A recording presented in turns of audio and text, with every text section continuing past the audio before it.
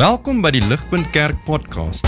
As Ligpunt Gemeente is dit ons begeerte om God te verheerlik deur disippels te wees wat disippels maak en 'n kerk te wees wat kerke plant. Geniet hierdie week se preek.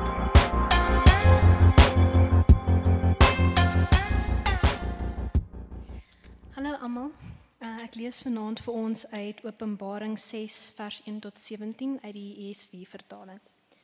Hier is die woord van God. Now I watched when the Lamb opened one of the 7 seals, and I heard one of the 4 living creatures say with a voice like thunder, "Come." And I looked, and behold, a white horse, and its rider had a bow, and a crown was given to him, and he came out conquering and to conquer. When he opened the 2nd seal, I heard the 2nd living creature say, "Come." And out came another horse, bright red. Its rider was permitted to take peace from the earth, so that people would slay one another, and he was given a great sword. When he opened the 3rd seal, I heard the 3rd living creature say, "Come." And I looked, and behold, a black horse, and its rider had a pair of scales in his hand. And I heard what seemed to be a voice in the midst of the 4 living creatures, saying, "A quart of wheat for a denarius, and 3 quarts of barley for a denarius, and do not harm the oil and wine." When he opened the 4th seal, I heard the voice of the 4th living creature say, "Come." And I looked, and behold, a pale horse, and its rider's name was Death, and Hades followed him. And they were given authority over a fourth of the earth, to kill with sword and with famine, and with pestilence, and by wild beasts of the earth. When he opened the 5th seal, I saw under the altar the souls of those who had been slain for the word of God and for the witness they had borne. They cried out with a loud voice, "O sovereign Lord, holy and true, how long before you will judge and avenge our blood on those who dwell on the earth?" Then they were each given a white robe and told to rest a little longer, until the number of their fellow servants and their brothers should be complete, who were to be killed as they had been. When he opened the 6th seal, I looked, and behold, there was a great earthquake, and the sun became black as sackcloth, the full moon became like blood, and the stars of the sky fell to the earth as the fig tree sheds its winter fruit when shaken by a gale. The sky vanished like a scroll that is being rolled up, and every mountain and island was removed from its place. Then the kings of the earth and the great ones and the generals and the rich and the powerful, and everyone, slave and free, hid themselves in the caves and among the rocks of the mountains, calling to the mountains and rocks, "Fall on us and hide us from the face of him who is seated on the throne and from the wrath of the Lamb, for the great day of their wrath has come, and who can stand?" Ek weet nie of toe daai gedeelte gelees is of jy sit en dink, what is going on there? Okay. Ek dink dit is die geneigtheid as ons kom by die boek van Openbaring. Hierdie goeters is teksgedeeltes wat ons nie baie kere eers lees of oordink nie, en so ons het die Here se krag en genade en energie op 'n Sondag aand nodig om met ons te wees ook nou. So ek wil vir ons bid en dan gaan ons inspring en dan gaan ons daai gedeelte kyk. So jy kan jou Bybel byderhand hou of jy kan ook daai teks blaadjie dalk by byderhand hou. Kom ons bid en kom ons vra die Here om nou met ons daadwerklik te ontmoet en met ons te praat op 'n kragtige manier. O Here God, Vader, ons kom na U toe vanaand. Here, soos wat ek hier so staan, weet ek het dit nodig. Here, ek is moeg en ek is seker baie van ons is moeg. En Here, dit is net so vinnig, so maklik en ons begin kerk speel. Dit is net so vinnig en ons gaan net deur emotions. Ons stiek net die boksie. Ons doen maar net dit wat ander van ons verwag. Ag Here, ons wil nie sulke mense wees nie. Ons het 'n geleentheid om met U, die lewende God, te ontmoet. Here, dit is genade. Om met U te kan ontmoet, om U te kan hoor praat en om in verhouding met U te kan tree en in verhouding met U te kan wandel. Here, vir dit weet ons het ons die Seun Jesus nodig en die kragtige werking van die Gees. En so ons pleit by U, o God, sal U kragtig nou kom werk. Sal U, Here, ons help om hierdie woorde wat dalk vir ons so klein bietjie foreign voel. Here, sal U hard en duidelik met ons praat, maar ook sagkens in die midde van selfs harde woorde, Here, sodat ons die ware, goeie, ewige lewe nou reeds in U kan vind. Asseblief, o Here, kom en werk in ons midde. Ons bid dit in Jesus se goeie naam. Amen.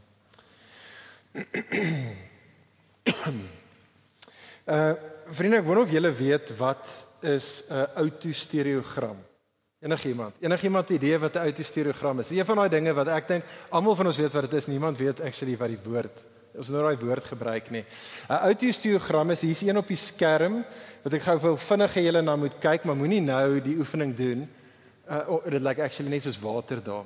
Wat 'n autostereogram is die volgende. Dit is 'n tweedimensionele beeld wat bestaan uit herhaalde patrone, maar waarin 'n driedimensionele beeld opgesluit lê. Okay, moenie nou jou oë kras om te try kyk wat is die prentjie nie. Okay, kom ons sit dit af dalk net dat ons kan fokus. Maar hierdie is hoe 'n autostereogram werk. Jy het hierdie prentjie en met die blote oog lyk dit vir jou en vir my soos random chaos.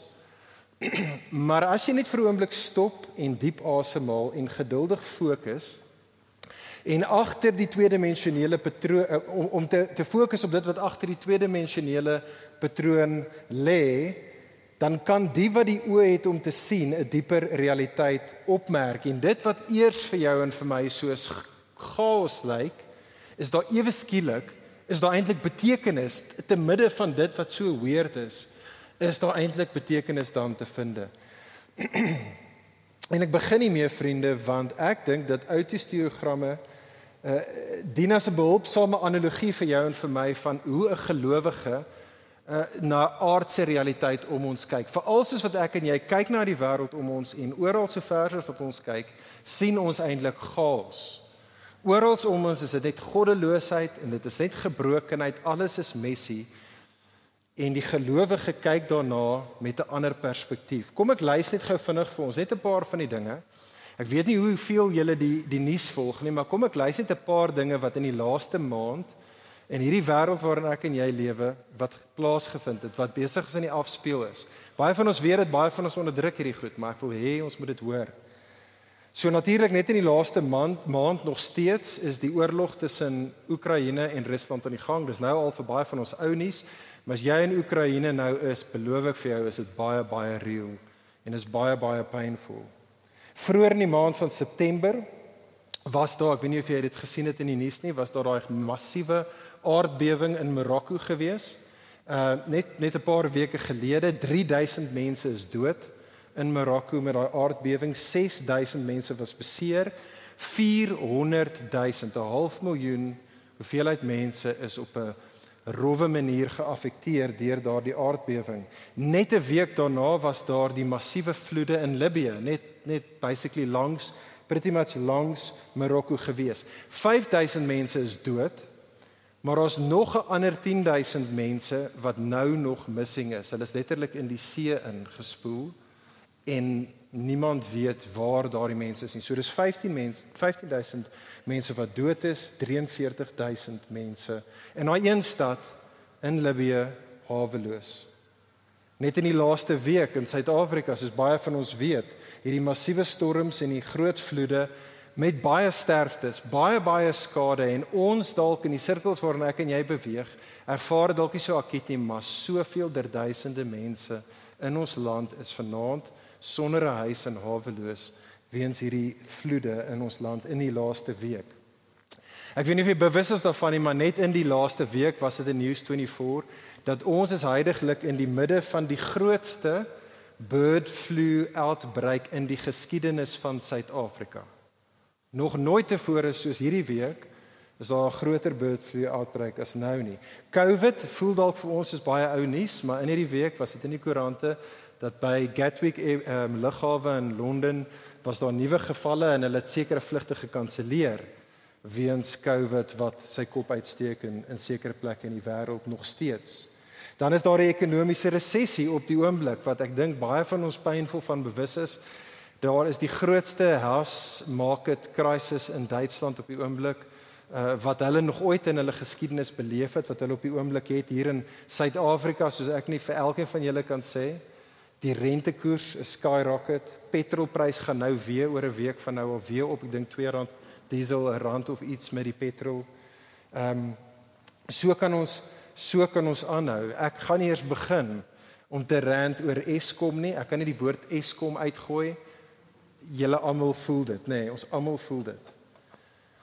Maar dan sit ook die water in ons land. Tshwane op die oomblik hierdie week in die koerante het dit uitgekom dat deels oor hoekom ons hierdie gemorskrisis nou van water ook het in Tshwane is omdat daar 'n R290 miljoen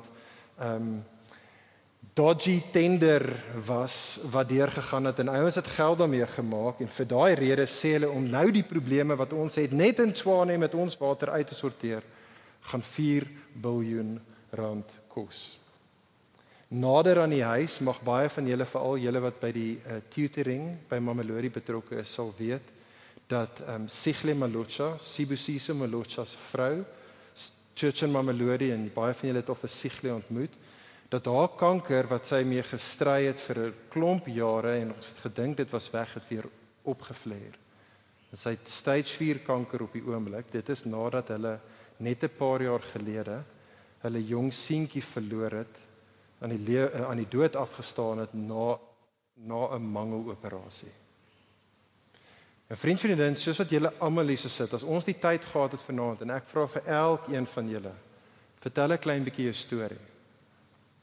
Wat is die pyn, wat is die seer, wat is die slegte goed wat in jou lewe aangaan? Het elkeen van ons wat hierso sit, het sulke stories.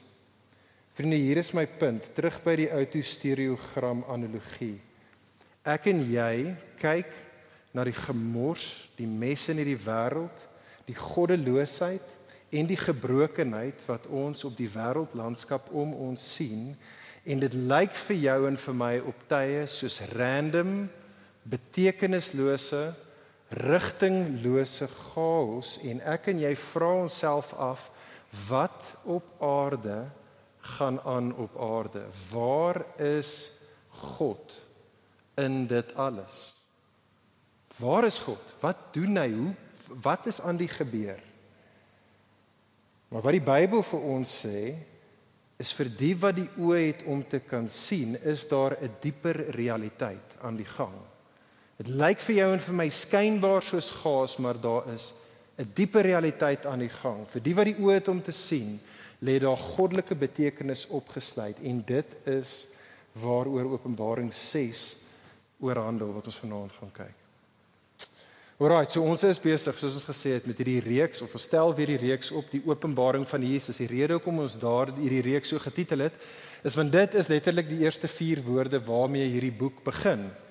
So ons hoef nie uit ons duim uit te sê waar gaan die boek nie. Die boek begin daarmee, sê vir jou en vir my, hierdie is die openbaring van Jesus, of aangaande Jesus. Die openbaring, dit is die idee van gordyne wat weggetrek word. Hierdie boek sê vir ons, as jy die gordyne van dit wat jy dink realiteit is wegtrek, dan is hier die ultimate reality. En ultimate reality is Jesus.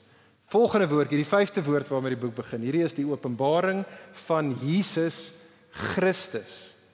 Jesus wat die koning is, hy wat regeer, hy wat heers. Dit is wat Openbaring 1 vers 1 tot 8 sê. Hy is die koning wat reeds in die verlede oorwinning behaal het aan die kruis. Hy is die koning wat nou op die troon sit en nou oorwinning behaal. Hy is die koning wat eendag gaan terugkom vir 'n tweede en 'n laaste keer en dan finaal gaan oorwinning behaal. Dit is waaroor die boek is. En die rede hoekom hierdie boek Openbaring gepen is gegeewe die wêreld waarin gelowiges hulle self bevind. Openbaring 1 vers 9 het ons in die vorige reeks gesien, was hierdie boek oorspronklik aanvanklik gepen vir 7 spesifieke kerke in Klein-Asië. En hierdie kerke het hulle self bevind, sê Johannes vir ons in Openbaring 1 vers 9, hulle het hulle self bevind te midde van verdrukking. Die Engelse woord is tribulation. Maar die probleem is tribulation klink vir jou en vir my so klein bietjie weird. Dit klink te veel revelation, weirdness taal. Wat die woord tribulation of verdrukking bloot beteken, en dis 'n woord wat ons reg deur die Nuwe Testament kry, dit is amper soos 'n versamelnaamwoord vir alles in hierdie wêreld, fisies en geestelik, alle magte wat as dit ware indruk op 'n gelowige se lewe. Al daardie dinge, fisies en geestelik, wat amper ons geloof soos uit ons uit squash, dit is verdrukking. Alles tesame. En dit is vir sulke mense wat hierdie boek, mense soos ek en jy, wat hierdie boek gepen is om vir jou en my vir ons te herinner dat Jesus is die koning wat reeds oorwin het, besig om te win het en gaan oorwin. Hierdie openbaring in die boek kom na jou en my toe natuurlik via Johannes, maar via visioene wat Johannes ontvang het. En soos Johan van Asweging begin het in die begin van vanaand is ons eintlik nou in die nog steeds deel van die tweede visioen wat Johannes ontvang het. Dit is 'n visioen wat begin het in Openbaring 4 wat al die pad strek tot aan die einde van Openbaring hoofstuk 7. En wat ons mee laas in ons Openbaring reeks mee geëindig het, was Johannes wat hierdie visioen het van wat heiliglik in die hemel aan die gang is. En hy sien die Here God op die troon van alle realiteit. Hy regeer in die beheerkamer van alle realiteit. En die engele en gelowiges wat reeds gesterf het en die ganse skepping, alles staan daar om die troon en hulle sê, God, jy is die een wat alles geskep het, jy is waardig om aanbid te word. En dan in Openbaring 5, dan sien hulle, saam met God die Vader, sien hulle ook die lam. En gegewe hy wat deur sy verlossingswerk, sy bloed wat gevloei het, saam regeer, saam met God die Vader, nou reeds en vir alle ewigheid.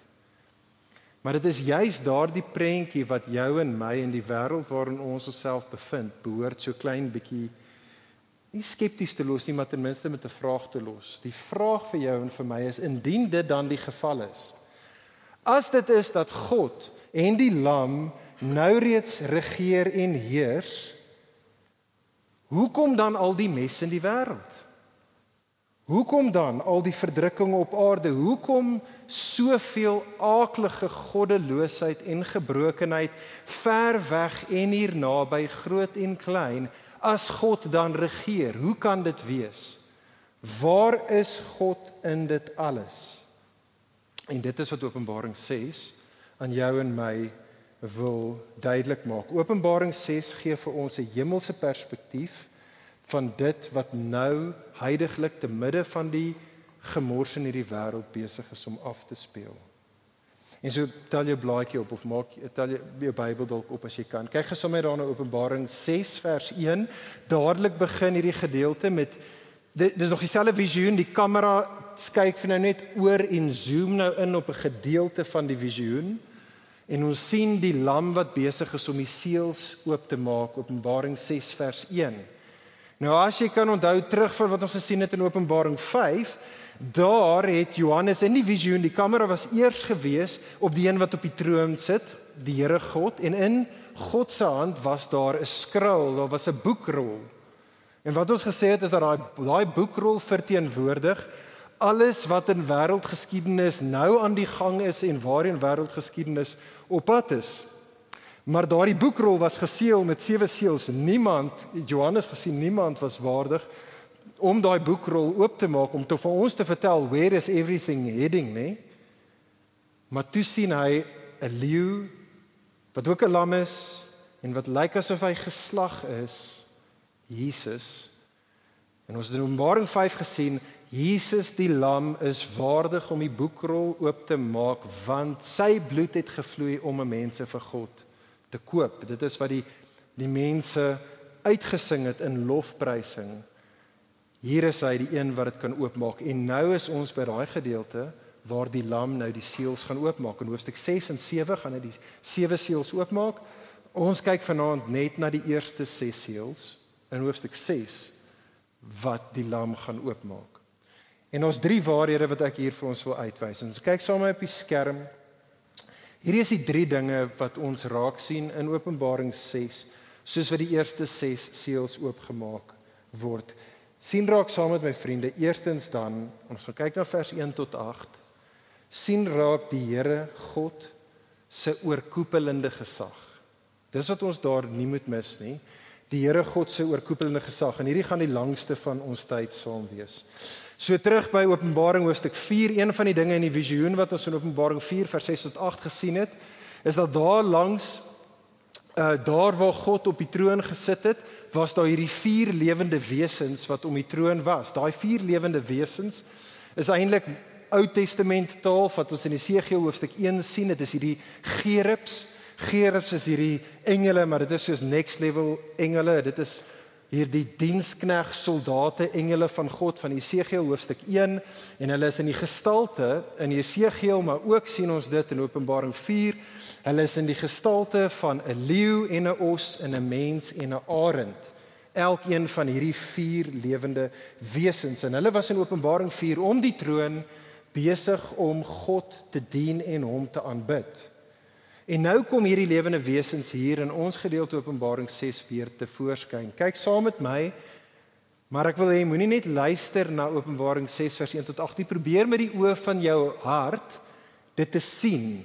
Dit wat Johannes gesien het, probeer dit imagine wat Johannes gesien het. En so eerstens, kan jy dit sien? Johannes sien hoe die lam die eerste seël oopmaak. En soos wat die lam die eerste seël oopmaak, hoor hy iets. Johannes hoor hoe die eerste lewende wese uitroep. En die eerste lewende wese roep uit, hy sê kom. Hy gee bevel, hy sê kom en soos wat hy sy bevel gee, sien Johannes dan 'n ruiter wat op 'n wit perd aangery kom. En kan jy dit sien in die hand van daardie ruiter met die wit perd is daar 'n boog in sy hand, daar's 'n kroon op sy kop, soos wat hy gaan en mense en plekke verower. En dan sien Johannes die lam die tweede seël oopmaak en soos wat die lam die tweede seël oopmaak, hoor Johannes die tweede lewende wese wat uitroep en hy roep ook uit, kom. Hy gee die bevel en op die bevel van die tweede lewende wese sien Johannes dan 'n tweede ruiter op 'n perd aankom, maar hierdie keer is dit op 'n rooi perd wat hy aangery kom en hierdie ruiter het 'n swaard in sy hand. En so ver soos wat hierdie ruiter met die swaard in die hand gaan, wat Johannes sien, sien hy net hoe vrede gestroop word van die aarde af, soos wat mense na aanleiding van hierdie ruiter wat kom, met mekaar beklei en mekaar begin vermoor en doodmaak. En dan sien Johannes die lam die derde seël oopmaak en soos wat die lam het oopmaak, hoor Johannes hoe die derde lewende wese uitroep en hy roep uit en hy sê kom. En op sy bevel sien hy dan 'n derde ruiter, hierdie keer op 'n swart perd aangery word en in sy hand is daar 'n skaal in die een hand en dit lyk asof hy besig is om handel te dryf, maar in die bewoording wat hy daar gebruik, is dit half die konteks, dit blyk om te wees asof daar is beperkte kommoditeite soos waar daar nou handel gedryf word. En dan sien Johannes die lam 'n vierde seël oopmaak. En hy hoor dan die vierde lewende wese wat ook uitroep kom. En op sy bevel sien Johannes 'n ruiter op 'n vaalperd, die kleur van 'n dooie lijk wat aangery kom soos wat dood en die doderyk hom volg. Nou vriende, ons het nie die tyd, ons het nie nou die tyd om in detail in te gaan vir die rede hoekom ons dit interpreteer of hoekom ek dit interpreteer soos ek doen nie. Vir dit moet jy dalk gaan luister na die eerste preek in die reeks, want dis in 'n mate wat ons in die heel eerste 8 verse, ek dink dit is wat Johannes vir ons sê hoe om die boek te interpreteer in die eerste 8 verse van Openbaring hoofstuk 1. Maar net om dit hier op te som, ons het nodig om te onthou dat die boek van Openbaring is wat hulle noem apokaliptiese literatuur. En so dit is 'n tipe van literatuur, skryfstyl wat in die eerste eeu en veral in 'n Joodse konteks is daar 'n magte om boeke, nie net in die Bybel nie, 1 of 2 in die Bybel, maar buite die Bybelse konteks waar ons hierdie tipe van apokaliptiese literatuur sien. En hoekom dit behulpsaam is, ek en jy kan nie kies hoe ons dit interpreteer nie. Daar is 'n mense in generasies wat dit op 'n sekere manier geïnterpreteer het en in die manier wat dit geïnterpreteer word is grootendeels, en dit is deel van hoekom dit in visioene is vol simboliek. Dit is vol beeldspraak en dit is simboliek en beeldspraak wat altyd gewortel, gesetel is in die Ou Testament. In 'n Ou Testament waarhede, in Ou Testament gebeurtenisse. En ek besê dit vir ons hier vriende, want dit help vir ons om sin te maak van wat hier met hierdie eerste 4 seëls aan die gang is, soos wat ons hierdie ruiters sien. In Sagaria hoofstuk 6 vind ons 'n soortgelyke beeld van God wat perde uitstuur, gekleurde perde, amper dieselfde kleur perde as hier uitstuur. En soos wat God hulle uitstuur in Sagaria 6 word die perde uitgestuur om die aarde te oordeel. En daardie woorde wat ek en jy het in Openbaring 6 vers 8, kyk na daai woorde in vers 6 vers 8, is amper 'n direkte aanhaling uit Esegiel hoofstuk 14 vers 21 in die Ou Testament, waar presies die einste noodlotte daar die aarde tref. Presies in dieselfde volgorde: swaard, hongersnood, pes en wilde diere. En daar is die konteks 1 waar God hierdie noodlotte uitstuur om die aarde te tref weens die afgodery, spesifiek daar van Israel, maar van die wêreld. Nou jy mag dalk hier sit op hierdie stadium en dink, okay, dit is dalk waaroor hierdie gedeelte gaan, maar wanneer gaan hierdie plaasvind? Wanneer gaan God hierdie the four horsemen of the apocalypse uitstuur om oordeel te vel oor 'n goddelose wêreld? En hier dink ek, vriende, is dit belangrik vir ons om baie mooi te hoor en te verstaan en 'n bietjie anders te dink oor hoe ek en jy oor tyd dink. Ons besef dit nie, want ons is so hedendaagse, dis nie ons skuld nie. Ons is hedendaagse westerse mense, maar wat dit beteken is dat ons konsep van tyd is eintlik 'n baie westerse manier van dink oor tyd. En so die manier wat ek en jy oor tyd dink, is ons dink oor tyd as 'n baie lineêre, amper soos 'n lineêre reguit lyn wat beweeg. Is amper soos 'n alfabet wat van A tot Z op 'n pretty much op 'n straight line gaan. En dit is 'n interessante ding, jy kan dit gaan Google, is baie interessant, maar die hele konsep van 'n lineêre tydlyn is 'n verskriklike moderne onlangse ding. Dit eintlik in die 1700s.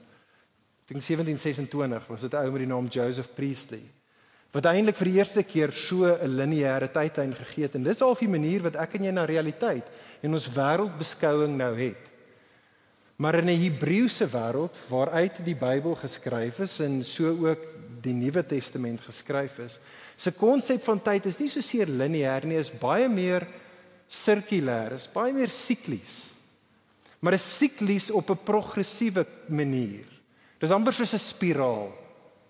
En so dink saam met my in 'n bad, jy het 'n lekker warm groot bad water getap en trek jy die prop uit en dan het jy daai whirlpool en hy draai, maar hy is besig om meer na die onderkant toe kom, is hy besig om spoed op te tel, krag op te tel en daar's 'n klimaksale punt waar die water by die drein afloop. En ek dink dis 'n meer behulpsame manier vir jou en vir my om die boek Openbaring te lees.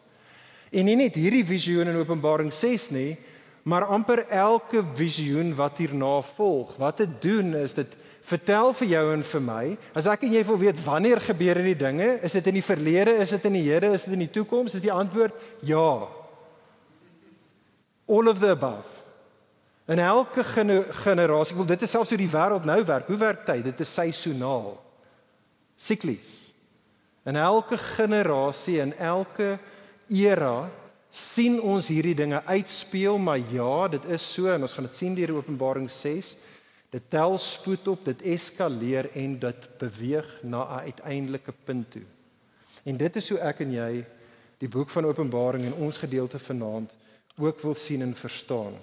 Maar hier is die punt.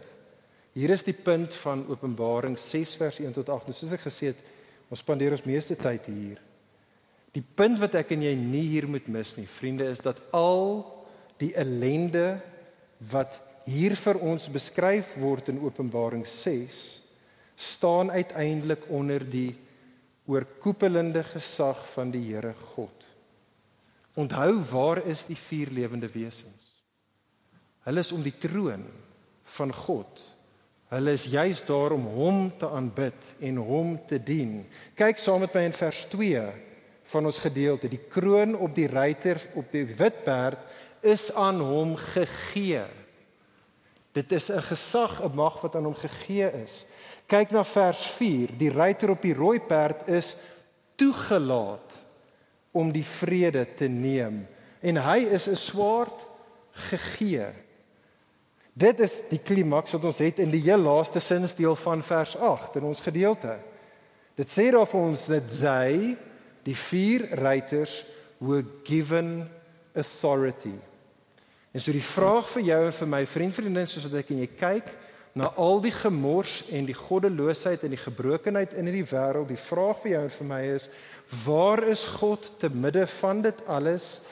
En wat Openbaring 6 vers 1 tot 8 vir jou en vir my sê is, God staan oor dit.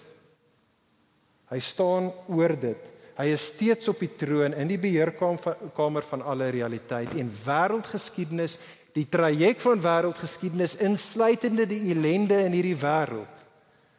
Alles maar alles realiseer, hoekom? Want dit is die lam wat die seels oopgemaak het. Hy het die seels oopgemaak. Nou hierdie waarheid, vriende, dink ek, het 'n massiewe mindshift vir ons, vir al as hedendaagse moderne Christene. Die manier wat ek en jy oor God dink, maar die manier wat ons oor alle realiteit dink.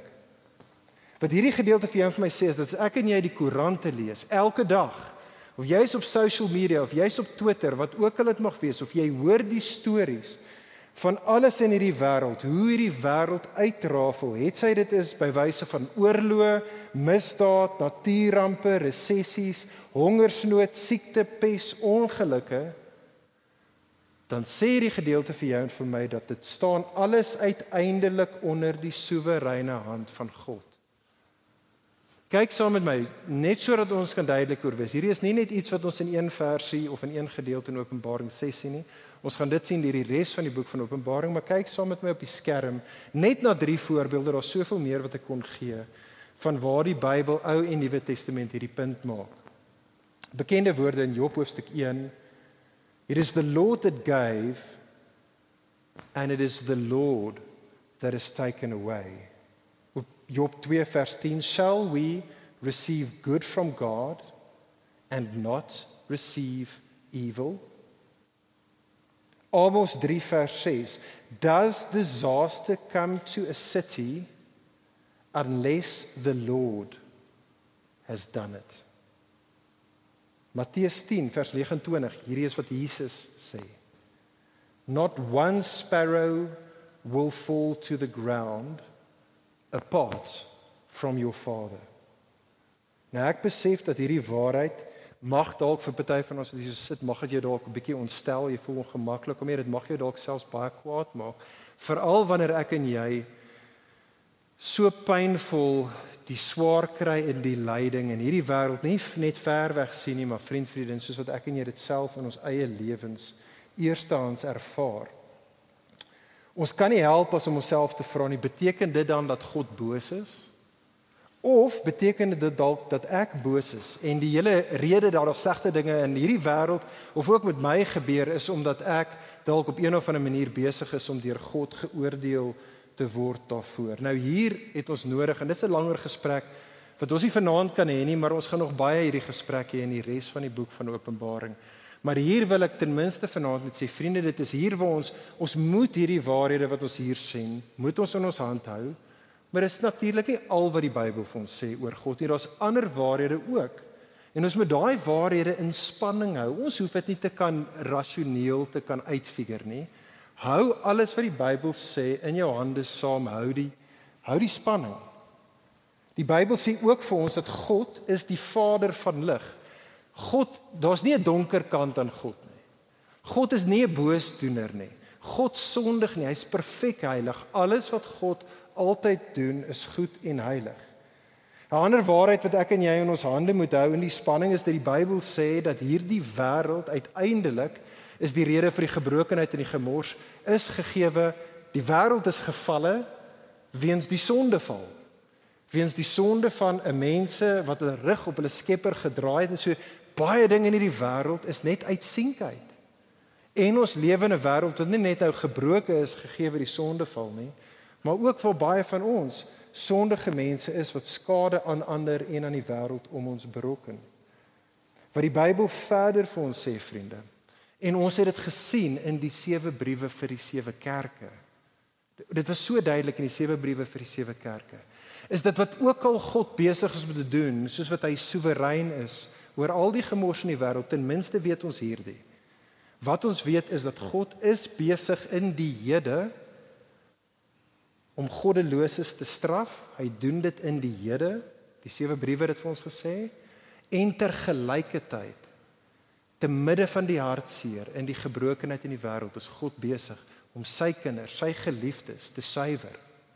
En dieselfde ding is hy besig om sy vyande te straf en sy mense eintlik te seën. Hy's besig om sy mense te suiwer. Maar wat ek en jy moet doen, vriende, is ons moet besef dat hierdie gedeelte is uiteindelik goeie nuus. Wat hierdie gedeelte doen, is hierdie gedeelte sê vir jou en vir my, ons kan kyk na 'n wêreld met al sy gebrokenheid, met al sy goddeloosheid, en dit is nie hopeloos nie.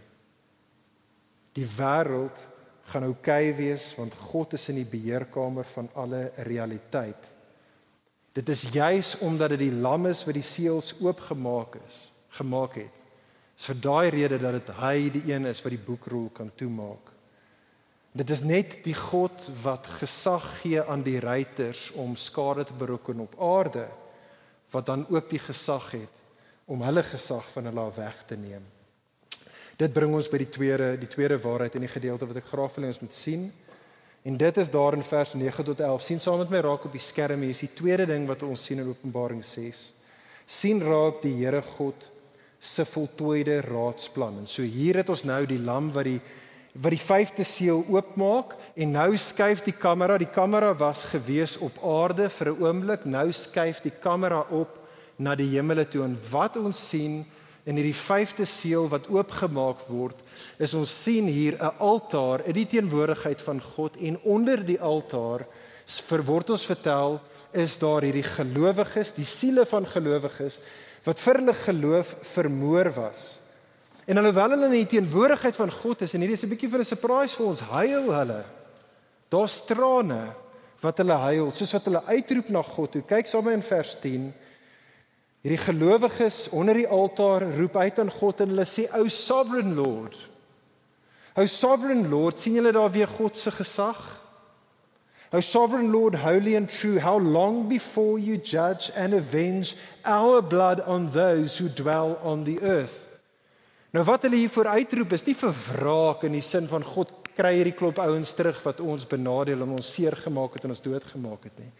Wat hier aangaan is hulle roep uit vir reg en vir geregtigheid om te geskied. Hulle vra in vers 10, God, hoe lank nog voordat reg en voordat justice gaan plaasvind? Hoe lank nog, God? God se antwoord in vers 11 is, nog 'n bietjie langer. Nog 'n bietjie langer. Hulle word die wit klere gegee. Ek dink hier beteken die wit klere bloot rus 'n bietjie. Hou op werskaf, soeg en sweet. Julle kan relax. Hier's wit klere vir julle. Julle hou op te grind, hou op om te soeg en te sweet. Rus 'n bietjie. In feite, dit is wat God dan vir hulle sê daar. Rus nog 'n bietjie langer. Vir hoe lank moet hulle wag voor reg en geregtigheid gaan geskied? Wel, wag totdat die volle getal van hulle medegelowiges deur die verdrukking kom en ook in God se teenwoordigheid gaan opeindig. En so imagine saam met my hierdie oudtydse skaal. Julle weet daai oudtydse skaals wat werk met die arms, en sien aan die een kant van die skaal hierdie hamer van 'n regter. Ek weet nie wat jy dit noem nie, maar dis daai hamer wat 'n regter slaan wanneer hy oordeel vel. En dis in die een arm van hierdie skaal, en aan die ander kant van die skaal het jy sandkorrels, en elke sandkorrel verteenwoordig 'n gelowige. 'n Gelowige wat deur die verdrukking is en nou in die teenwoordigheid van God is. En wat God sê is, hy sê, wag. Elkeen van sy mense, sien elke sandkorrel wat kom, moet deur die verdrukking kom tot hulle by God is, en daar sal 'n dag wees wanneer die skale gaan tip. Daar sal 'n dag wees wanneer God se raadsplan voltooi sal wees, en dan sal reg en geregtigheid geskied. Maar nie voor dan nie. En so die vraag vir jou en vir my is, waar is God nou? Te midde van al die goddeloosheid en die gebrokenheid in hierdie wêreld wat ek en jy ervaar, en wat Openbaring 6 vers 9 tot 11, vriendin vir jou en vir my sê is, God is nou totaal op sy pos. God is heeltemal bewus van wat aangaan. In feite, God is meer bewus as wat ek en jy en die nuus en social media ons ooit kan wees. God het 2020 visie. Hy sien alles wat gebeur. Hy hoor dit. Hy hoor die gehuil en die geween van sy mense. Hy hoor elke dag soos wat sy mense uitroep en sê, God, wanneer gaan jy reg en geregtigheid geskied? God sien dit, en alhoewel dit God briesend maak om te sien hoe sy mense ly, is hy rustig daaroor. Hy's rustig daaroor. Hy het 'n raadsplan wat voltooi sal wees. Alles op hierdie stadium in die wêreld gebeur presies volgens sy plan. Nou vriende, ek en jy sit hierso en ons kan die Here dank daarvoor, maar ons as gelowiges lewe nie soos die Christene hier in die boek van Openbaring vir die oorspronklike lesers in 'n konteks waar ons ten minste vir nou ons lewens verloor by wyse van vervolging nie. Prys die Here daarvoor. Dit mag dalk nog verander in ons generasie. Die traject wat baie dinge in ons wêreld gaan, is dit dalk nog moontlik. Maar daarom nie nou op hierdie stadium nie. Prys die Here daarvoor. Maar nog steeds, vriendin, as jy vanaand hier so sit en jy is 'n kind van die Here, dan ervaar jy vervolging. As jy nie doen nie, is jy nie 'n Christen nie. 2 Timoteus 3 vers 12 sê, everyone who desires to live a godly life in Christ Jesus will be persecuted. As jy die gees van God in jou het en Jesus is Jenny in jou koning, het jy 'n desire to live a godly life. En as jy daai paadjie kies, nie dalk nie, jy sal vervolging ervaar. Kan ek jou vra, gelowige, wat is dit vir jou? Want ek dink baie van ons ervaar daai vervolging, maar omdat ons dit nie in die ekstreme sin van die woord dink oor persecution nie, mis ons baie keer wat dit is. Kan ek jou vra, wat is dit dalk vir jou? Dalk sit jy hier en dis nie baie van julle wat getroud is nie, maar jy's 'n paar van julle hier. Dalk is dit selfs binne in jou huwelik. Dalk is dit jou man of jou vrou wat omdat jy kies om gehoorsaam aan Jesus te wees, het gee hulle jou so 'n bietjie van 'n kouer skouer. Hulle het hulle liefde van jou onttrek. Dalk is dit jou familie. Dalk omdat jy kies om genuine en nie net 'n kultuurchristen te wees nie, maar 'n genuine Christen te wees. Vind jy dat jou familie jou nie net beledig en bespot nie, maar jou aktiewelik benadeel, jou een kant toe skuif. Dalk is dit by die werk. Baie van julle is nog aan die begin van julle werkstadium. Maar ek kan jou beloof, as jy 'n Christen is, hierdie gaan toenemend vir jou 'n kruis wees wat jy gaan dra. Dit gaan nie minder word nie. Dit is 'n kruis wat swaarder word en die versoeking word meer hoe ouer jy word en hoe langer jy 'n Christen is. Maar dalk is dit jou werkskollegas wat jou besig is om jou in te doen of op 'n stadium gaan hulle jou uitwerk. Omdat jy kies om die stryd en narrow agter koning Jesus aan te stap. Dalk is dit jou vriende wat jy verloor het, juis omdat jy sê, maar ek is 'n Christen. Ek kan nie op hierdie manier lewe nie. Hierdie is nie reg nie. Hierdie is nie aanneemlik vir die Here nie. Dalk is dit in 'n verhouding. Dalk is dit die feit dat jy nog steeds enkellopend is. Want jy word net misgekyk deur die teenoorgestelde geslag.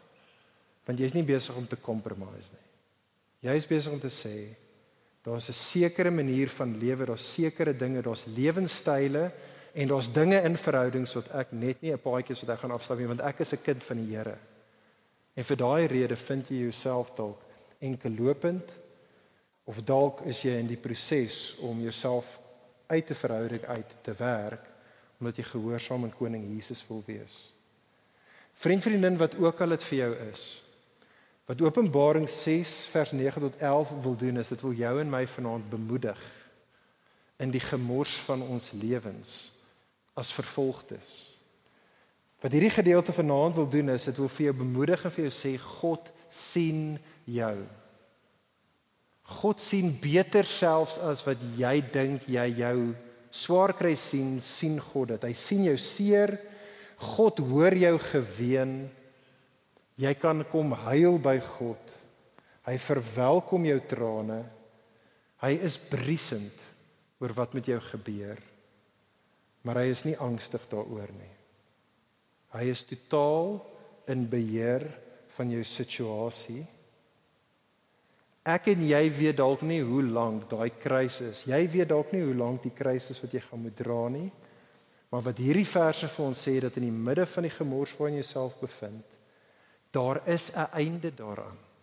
Dit gaan tot 'n einde kom. Daar sal 'n dag wees wanneer God se raadsplan voltooi sal word en waar die skale gaan tip en waar reg en geregtigheid in hierdie wêreld gaan geskied en reg en geregtigheid gaan vir jou geskied. Jy hoef nie nou te fight daarvoor nie. Justice sal kom. Dit gaan kom. Dit is net om die draai. Alle seer gaan weg wees, alle onreg gaan aangespreek word, goddeloosheid gaan mee afgereken word.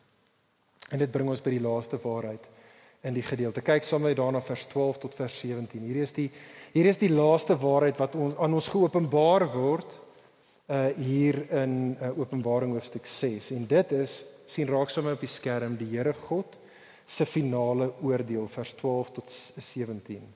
In vers 12 sien ons nou hoe die lam die 6de seël oopmaak. En soos wat die lam die 6de seël oopmaak, kan jy dit sien? Sien jy die prentjie daar? Daar's 'n groot aardbewing, die son vergaan, die maan word verteer, die sterre val uit die hemele uit en dit val op die aarde.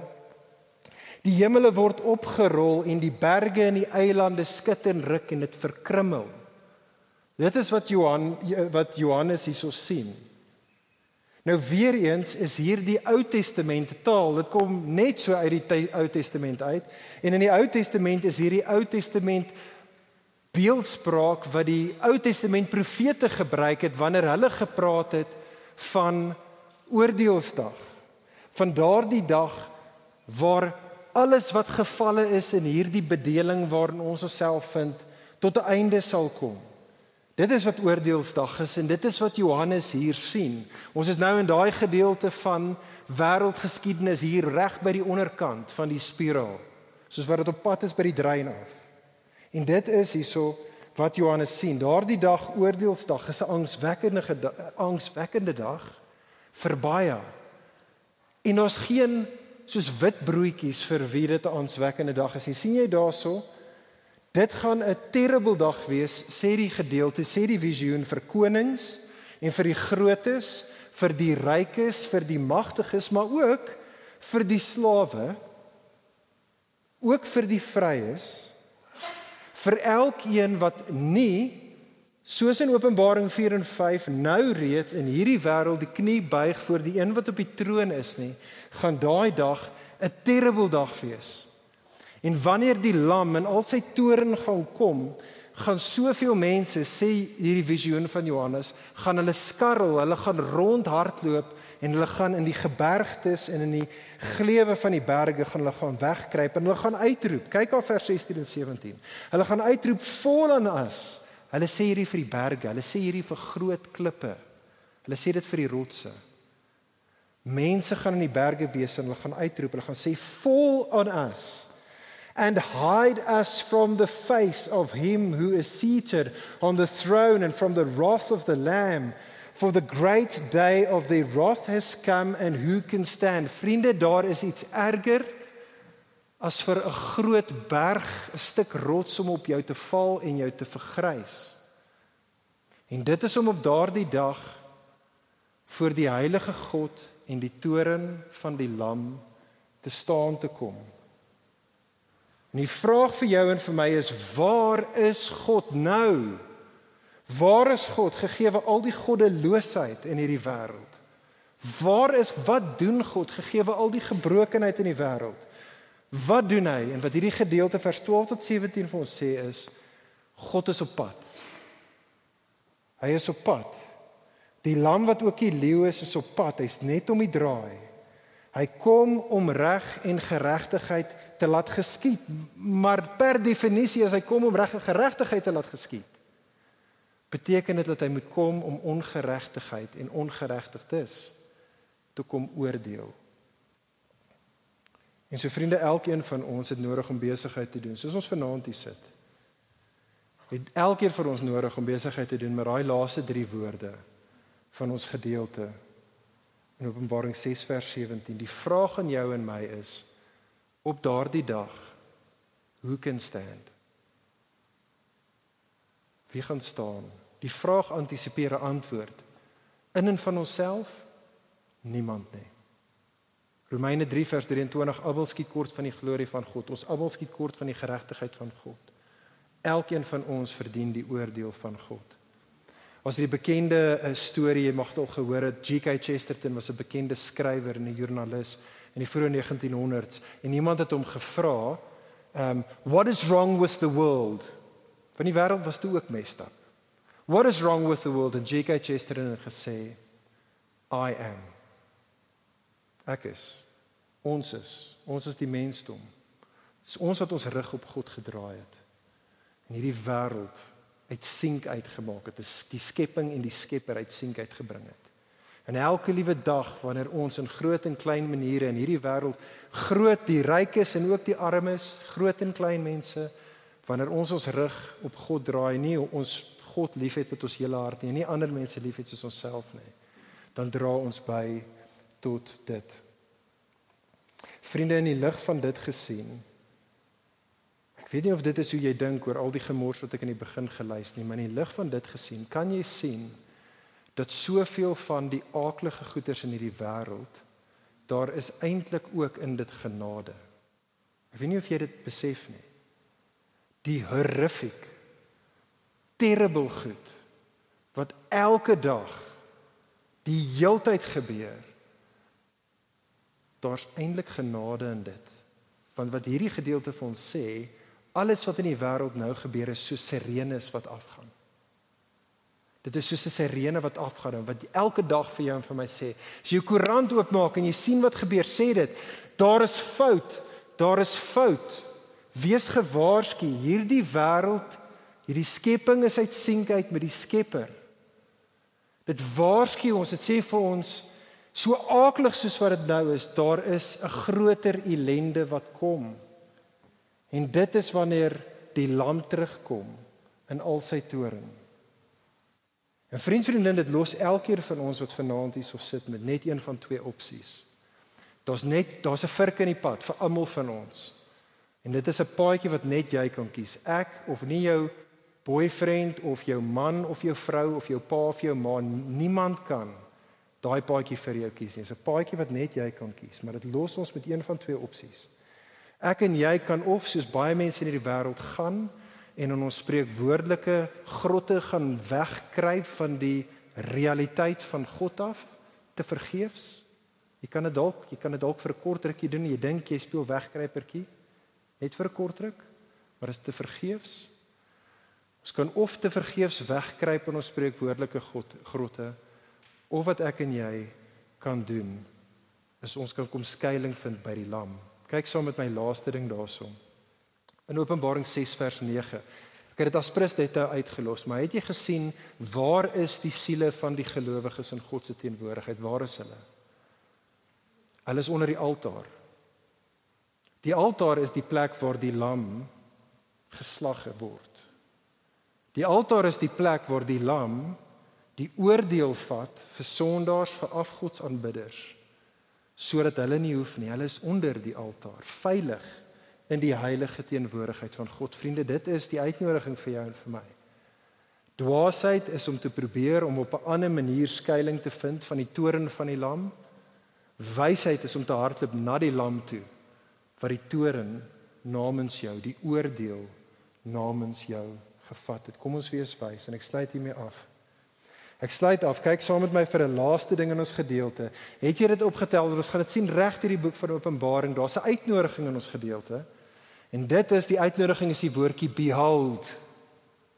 3 keer in ons gedeelte, het jy gesien, vers 2, vers 5, vers 8. Soos wat die visioen gegee word, dit is 'n uitnodiging. Dit sê, behold. Kyk, sien. Het jy die oë om te kan sien? Nie net die visioen nie, maar eintlik wat aan die gang is hier.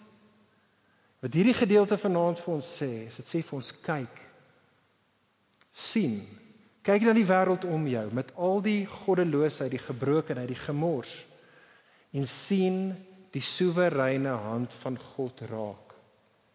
sien raak dat die Here God is oor alles. Sien raak dat hy is bewus van alles. Hy is besig om sy plan te voltooi. Sien raak dat hy is op pad. Vriendin, mag die wat oë het om te sien, mag ons sien. En soos wat ons sien, mag ek en jy mense wees wat in hierdie messed up wêreld bly vertrou in Jesus, bly getrou wees aan hierdie Jesus. Tot daardie dag wat ons saam met hom gaan wees. Kom ek bid vir ons saam.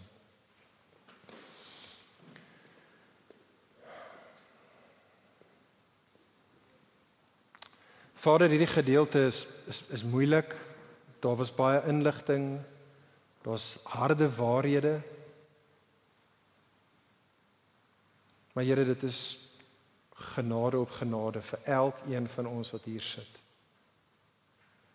Dis genade, o Heer, want U is besig om ons te help, nie net om sin te maak van die hier en nou met alles wat sleg is nou nie, maar U is besig om ons te roep vir 'n ewigheid waar daar geen meer sleg, geen meer trane, geen meer dood, geen meer pyn en gebrokenheid gaan wees nie.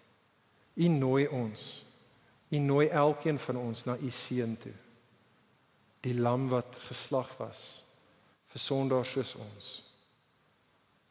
En so Heilige Gees, ek bid en vra dat U elkeen van ons wat hier is, opnuut, party van ons dalk vir die eerste keer, maar vir baie van ons net vir die hoeveelste keer, dat U ons almal, o Gees van God, sal jaag na Jesus toe. Hy die koning, hy die leeu, hy die lam wat oordeel vir ons gevat het. Ons loof en ons prys U.